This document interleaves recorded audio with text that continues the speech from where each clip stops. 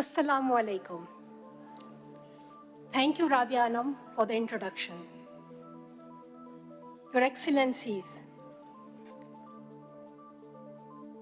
distinguished guests, Honorable Dr. Al-Isa, distinguished ministers, experts, and educators, and to everyone listening today, thank you for inviting me to address this conference on such a crucial issue, one that is very close to my heart: girls' education.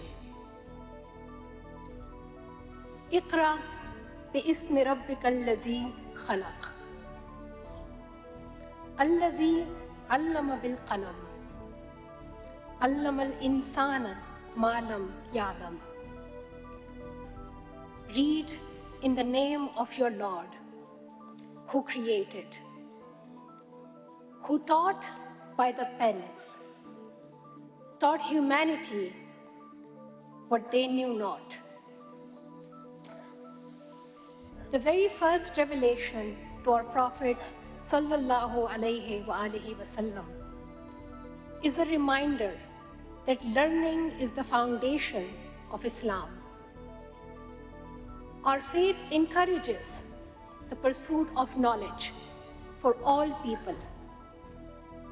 It is a message for all men and women, girls and boys, to seek empowerment and growth through reading, writing, and learning. To this day, Islamic contributions in medicine, science, mathematics, and philosophy continue moving our civilizations forward. Muslim women have embodied righteousness and the pursuit of knowledge. From Hazrat Aisha radiallahu ta'ala anha, a renowned teacher and scholar, to Fatima al-Fihri, who founded the world's oldest continually operating university in Morocco in the 9th century, to Pakistan's own icons, from Fatima Jinnah to Asma Jahangir, who led our fight for freedom and justice. And all the way to Anita Zaidi and Sania Nishtar, who have advanced public health, promoted gender equality, and fought poverty. While we celebrate our rich history, we must also turn our attention to the present and the urgent crises of millions of girls who cannot go to school. This is not just happening in some small, far-flung communities. It is not isolated to a few regions or cultural groups. This is the lived reality of more than 120 million girls globally who are out of school today. And tens of millions of them live in the countries and communities represented in this room. It is a reality that most governments routinely fail to acknowledge or address with the urgency required. But today feels different. I want to thank the Muslim World League, Your Excellency Al-Isa. You have brought us together to address the barriers holding girls back from their right to go to school and the resources they need to learn. So first, we should be that holds our economies back by hundreds of billions in lost growth. A crisis harming health, safety, and security of our people. If we do not tackle this crisis, our society will not thrive as it should.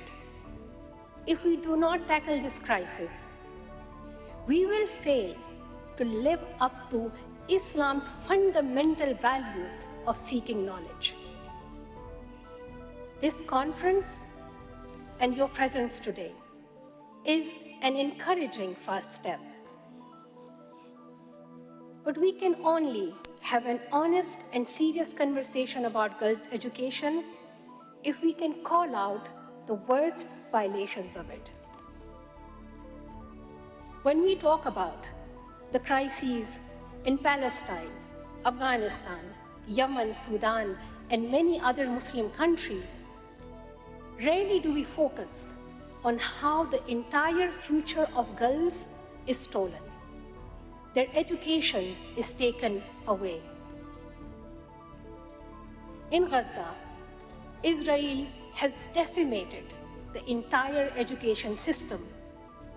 They have bombed all universities, destroyed 90% of schools, and indiscriminately attacked civilians sheltering in school buildings. I will continue to call out Israel's violations of international law and human rights. Palestinian children have lost their lives and future. A Palestinian girl cannot have the future she deserves if her school is bombed and her family is killed. Girls are living under dire situation in our Ummah, in Yemen, Sudan, and many countries, facing poverty, violence, and forced marriages. And in Afghanistan, an entire generation of girls is being robbed of their future. This conference will not be serving its purpose if we do not talk about the education of Afghan girls. Because Afghanistan is the only country in the world where girls are completely banned from education beyond grade 6. For the past 3.5 years, the Taliban have ripped away the right to learn from every Afghan girl. They have weaponized our faith, to justify it.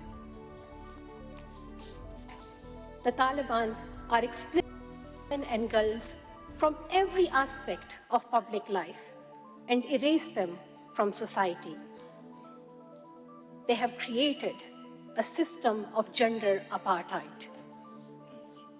The Taliban have issued more than 100 laws to strip away women's rights, including their right to education, employment, healthcare, and every basic freedom you can think of. Their cruelty knows no bounds. Under their system of gender apartheid, the Taliban are punishing women and girls who dare to break their obscure laws by beating them up, detaining them, and harming them. Simply put, the Taliban do not see women as human beings. They cloak their crimes in cultural and religious justification. But let us be absolutely clear. There is nothing Islamic about this. These policies do not reflect the teachings of Islam. In fact, they go against everything our faith stands for. They are violations of human rights, and no cultural or religious excuse can justify them. I have a message for everyone in this room, to ministers and government representatives, to intellectuals, scholars, and public figures. As Muslim leaders, now is the time to raise your voice, use your power. You can show true leadership. You can show true Islam. Afghan women and girls must be free to shape their own future. The very loudest champions of their cause must be fellow Muslims, leaders such as yourselves. So here are a few things that you can do right now to go beyond empty statements and stand up for Afghan women and girls. First, recognize the Taliban regime as perpetrators of gender apartheid. Do not legitimize them. Do not make compromises on our faith. Second, support the Crime Against Humanity Treaty, a global effort to codify gender apartheid in international law and hold the Taliban accountable. Push your governments to engage in the process. It is time we have real tools to prevent an extremist regime from systematically erasing women and girls like the Taliban are doing. The path forward for Afghanistan lies in political solutions instead of military force, and in using the power of international law and human rights to bring justice. The path forward also requires a united voice from Muslim scholars, a united voice from Muslim scholars to openly challenge and denounce the Taliban's oppressive laws. We must be the narrators of our faith. We must speak for what Islam stands for. That means looking at the situation of girls' education in all Muslim countries. As I stand here, I am imagining this conference as the beginning of a new journey. A new journey where we commit to a future for every girl to have access to complete quality education. And we make this vision a reality in our lifetime. The next time we all gather, I hope to see more women and girls, like the brilliant students who have joined us today, speaking on the stage and setting the agenda. Seeing you all pursue your education gives me hope for our country. Pakistan is where I began my journey. And this is where my heart will always be. 12.5 million Pakistani girls are out of school, one of the highest numbers in the world. I am glad that this conference is taking place here in Pakistan, because there is still a tremendous amount of work that is ahead of us so that every Pakistani girl can have access to her education. Distinguished guests,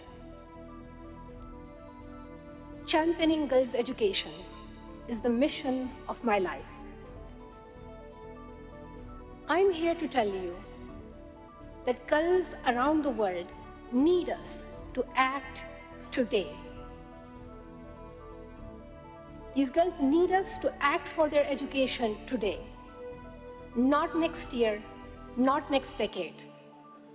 So I ask you all in this room and your leaders, protect every girl's right to go to school for a complete 12 years. Invest the resources to make education a reality for all girls. Let us be champions of our faith by being champions for girls and their right to learn. Thank you.